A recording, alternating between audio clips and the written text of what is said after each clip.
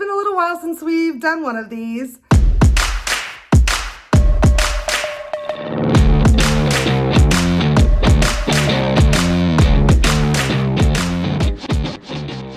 Hello everyone, welcome back to my channel. Today I'm going to walk you through our new Clio dress instructions. It's one of those patterns that looks like it's a lot harder to make than it really is. Just in case you get stuck on some of the steps, we're going to go over them today. Just a quick thing before we get started. Actually, it's not a quick thing. It's like the most important thing about this pattern. Fabric choice is everything with this one. Like when you're making a t-shirt or a swing dress, you can use a huge variety of knit, but with the way this one is designed, fabric choice is key. It's written specifically for knit that has 30% stretch. Obviously, you can try it with any knit that you want, but if you use a knit with 50% stretch, you are probably going to need to make a little bit of an adjustment. You may need to size down or maybe just size down on the front piece. This is our first pattern that we have that has muslin instructions. It's a really easy way for you to get a really good fit right off the bat. There's also lengthening and shortening instructions and grading instructions. So there's a lot to help you with that in the pattern itself. And obviously everyone prefers a different amount of snugness, a different amount of coverage. So I strongly suggest to make a muslin before we get started today. But once you find the fabric that you'd like to use and the fit that you want, let's get started. Once you have all your pieces cut, you should have 4 front bodice pieces. 2 of them will be mirrored. I've cut them all out of the same fabric since I'm doing the same for main and for lining. So 4 of those. Then you will have 2 back bodice pieces, 1 lining, 1 main, and then you will have a waistband overlay piece and a waistband lining, and 2 skirt pieces or whatever bottoms you decide to add to this bodice. Today I'm just going with the skirt that is included in the Clio pattern. The first thing you're going to do when starting this pattern is you're going to mark this corner, and it shows you that on the pattern piece itself. And you're going to do that for all of the front bodice pieces that you have cut. What I usually do is just snip it a few times towards that corner, just to mark it so that whenever I go to connect this bodice to the back bodice, I can tell which corner is supposed to be at what shoulder point. So you'll do that to all 4 of the front bodice pieces.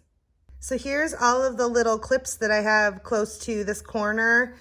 We do this so that whenever we have all of our pieces laid out to add to the back bodice, it's less confusing. That's why we added those. You can definitely mark them with pins, but I tend to just do this so that I don't have to worry about pins as I'm sewing. So now we are ready to start sewing. And the first thing you're going to do is take 1 front bodice piece out of your main fabric and 1 out of your lining fabric and place them right sides together. And you're going to sew along this long edge and along this edge. And I would go with just using a sewing machine since this is a lined bodice. It doesn't matter that the inside edges aren't finished. As always, you want to try to not stretch your fabric as you're sewing, but sometimes it happens and you get these little waves in the fabric. So we're going to press it, and if you have the steam option on your iron, just hit it with a little bit of steam as you're pressing these seams, just to kind of bounce it back into place and make it nice and flat and even again. Now that you've pressed your seams, we're going to turn the piece right side out, and we are going to gather along the 2 raw edges of the piece. You're going to gather through both layers of fabric. You can go ahead and use the same method in the pattern by pulling the bobbin thread to gather your fabric, but this is the quick and easy cheat way that I do it. I bump up my tension on my machine to a 2 or a 3 depending on your settings and fabric that you're using, and then I also bump up my stitch length to about a 4. So that should, when you're sewing along, it starts to gather the fabric in the back, and it makes perfect little ruffles. This is what your front piece will now look like once it's gathered, and you'll do the same thing for the other front piece. Now you can set those aside for now. Now we're going to take our waistband overlay piece and we're going to gather the short edges just like we did on the front bodice pieces. And now we're going to place the overlay piece and the lining waistband piece right sides together, and we're going to sew along the top edge. Steam that seam as well. Now you're going to flip your waistband right side out so wrong sides are together, and pin your gathered edges to the edges of the lining, making sure it ends right at the bottom there. And you're going to baste, or you can even sew down each side to secure the gathers into place. Next, you're going to take your back bodice lining piece and place it right side up. It's important to have the lining on this step because for the other pieces to get layered correctly, we need to start with the lining. You're going to start clipping or pinning the waistband right on top of the lining, making sure the overlay side is facing up. And you're going to start right at the bottom corner of the back bodice and start pinning the waistband along the edge. And you do this to the other side. And as you're pinning, you will be able to see that it's pulling the back bodice up, almost like it's flipping on the side. And that's okay. It's supposed to be pulling towards the front. So once you have it all pinned into place, you're going to baste right over your other basting stitches, and that will secure the waistband to the back bodice. Now that you have your waistband sewn into place, we're going to start pinning the front bodice pieces in. And this is where it gets a little bit trickier, but I'm going to walk you through it real quick.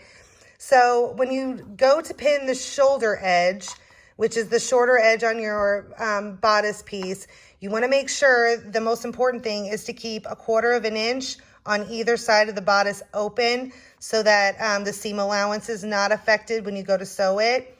Also, the clips that you made on the front bodice need to be on the inside of the neckline edge. So whenever you made the little clips or the pins that you left to mark your bodice in that corner that we did in the very first step, that has to be on this inside edge towards the neckline.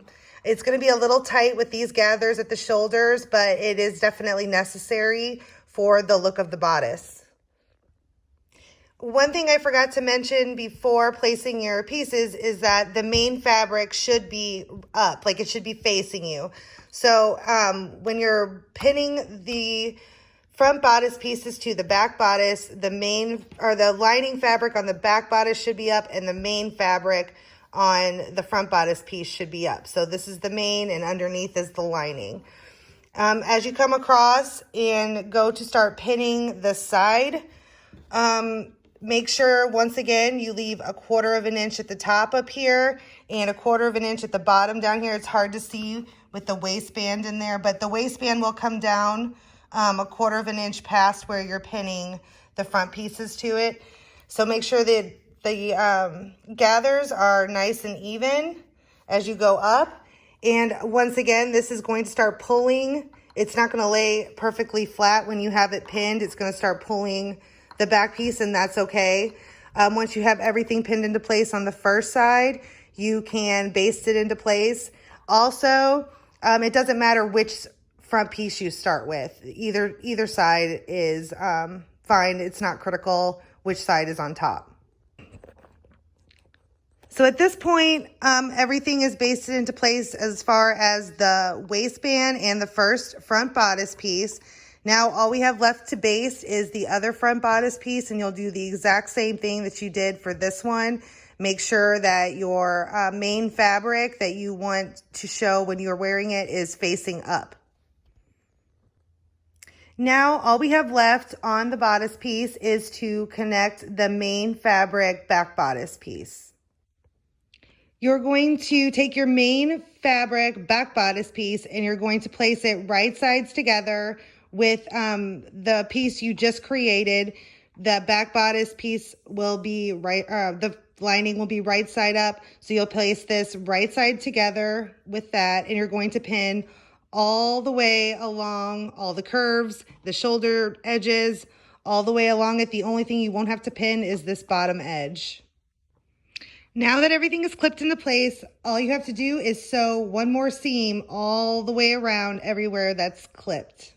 Okay, so after clipping all of your corners and clipping around the curves of the neckline and the armholes, you can turn your bodice right side out and it should be looking something like this. Just a quick note, whenever you're wearing it, the waistband, the overlay should be to the outside and it should be under these two bodice pieces.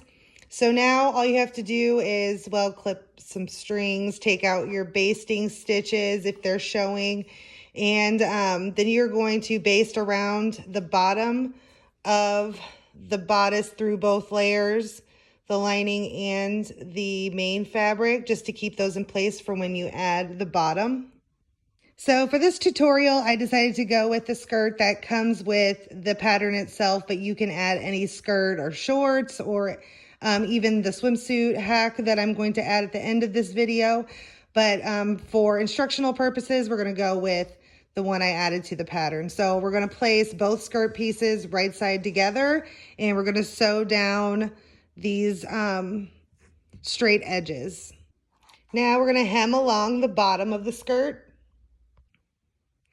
Now with the bodice right side out and the skirt wrong side out, you can pin them to each other, right sides together, and sew all the way along the bottom of the bodice and the top of the skirt.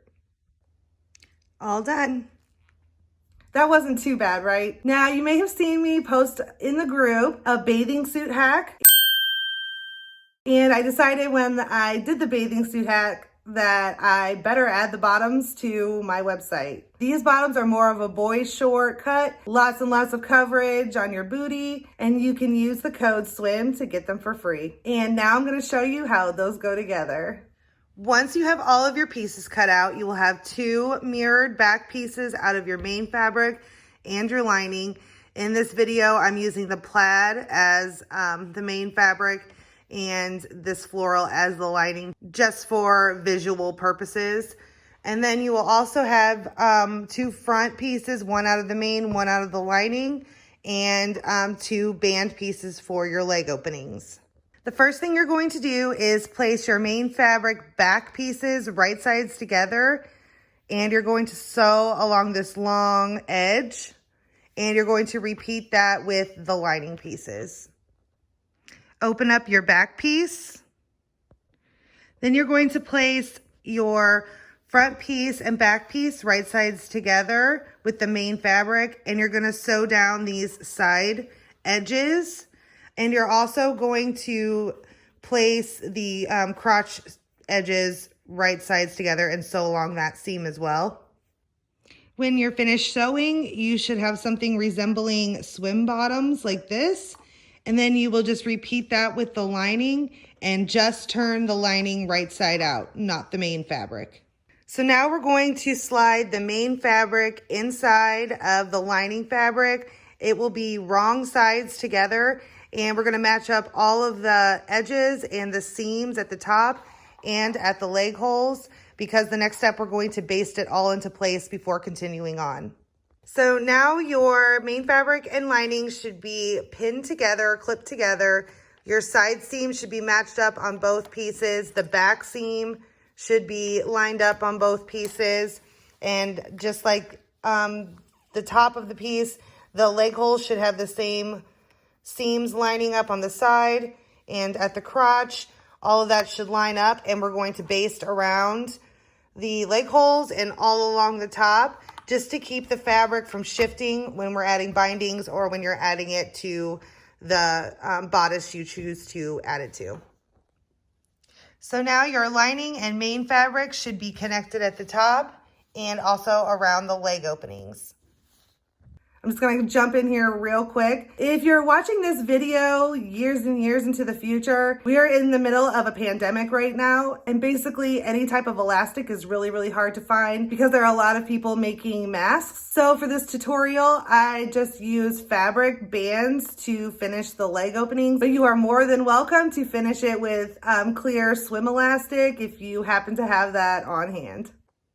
Now take one of your leg binding pieces and fold it widthwise, right sides together, and you're going to sew down this one short edge.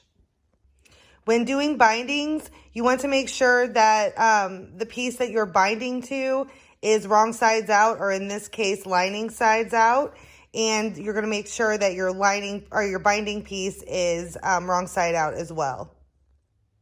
Now you're going to divide your binding into quarters, making sure that one clip is on the seam of the binding, and then you'll mark it in 4 equal sections around the binding.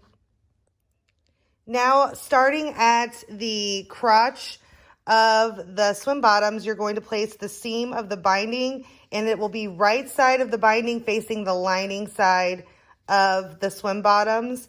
And you're going to place the seam of the binding on the seam of the crotch, and then the other clip opposite of the seam is going to be lined up with the seam of the swim bottoms. And then you're going to place these two at the center of the front leg opening and the back leg opening.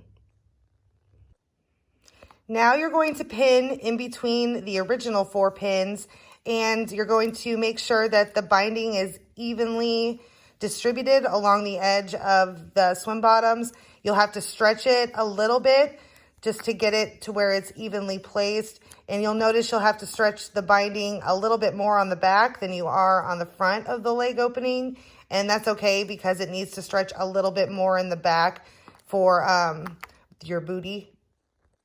Now we're going to sew along this entire edge of the leg opening, and you're going to use a 3/8 seam allowance. So it should go past. If you use a 1/8 inch or a 1/4 inch for your basting stitches, you shouldn't be able to see the basting stitches when they're finished. So go all the way around, and you're going to want to use a stretch stitch, or if you want to use a serger, that works too. Once you're done sewing the binding on, you can turn your swim bottoms right side out, and your binding should look like this. So now whenever you go to fold your binding, I always place mine up so that I can fold it down. It's just easier for me. But you will fold your binding down 1/2 inch, and then you will fold it down another 1/2 inch, and that will cover your seam allowance from the previous step. And then you'll just pin that into place, and you'll do that all the way around the leg opening. So now that your binding is all pinned or clipped into place, you're going to sew about 1/8 of an inch away from this edge here, just to enclose that seam allowance. It's really important to use a stretch stitch, like a lightning bolt stitch, or something like that, so that whenever you put this on, it's going to need to be able to stretch. So just keep that in mind as you're sewing. You're going to have to stretch this again a little bit, just like you did whenever you added the binding. You're going to have to stretch it just a little bit in between each pin. Removing this little compartment so that you can put your leg hole around it really helps while you're sewing. You can even use a zigzag stitch. That will help with the stretch too.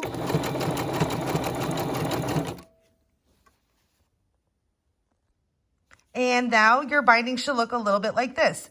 It's important to go slow and try to keep the stitches as close to this edge as possible. Like you can see where it got away from me a little bit there because I was trying to go too fast.